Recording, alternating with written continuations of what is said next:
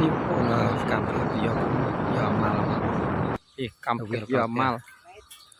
នេះមកដល់កន្លែងបុកវាងឹតទៅយកពីវាអ្នកឥឡូវនៅក្នុងគុំជ័យចឹងតើគឺបុកនេះមិនទេឥឡូវចាប់ផ្ដើមដុតបុកវានេះមេច្រើនឥឡូវចាប់ផ្ដើមឆាហើយពីពោះនឹងមួយទៀតពោះនោះពោះតាមបុកពោះប្រេងនេះចាប់ផ្ដើមឆាហើយចេះកដាលហើយ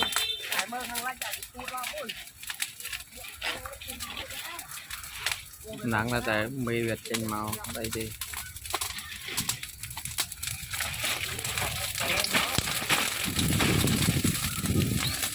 យកចានឹង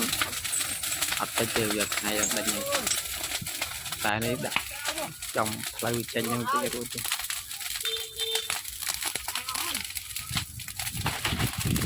ចាក់វាមិនជឿទីបានមកបុកមួយប្រណី3ស្ទប់ហើយយ៉ាងឆេះខ្លុំទៅខ្លុំណែចេញហ្នឹងជ្រុះរើសមែនតែន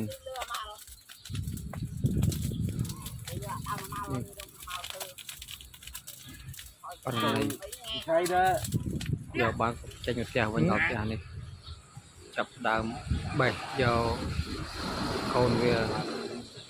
ចេញបានពីមុខគុំចុងក្រោយឆា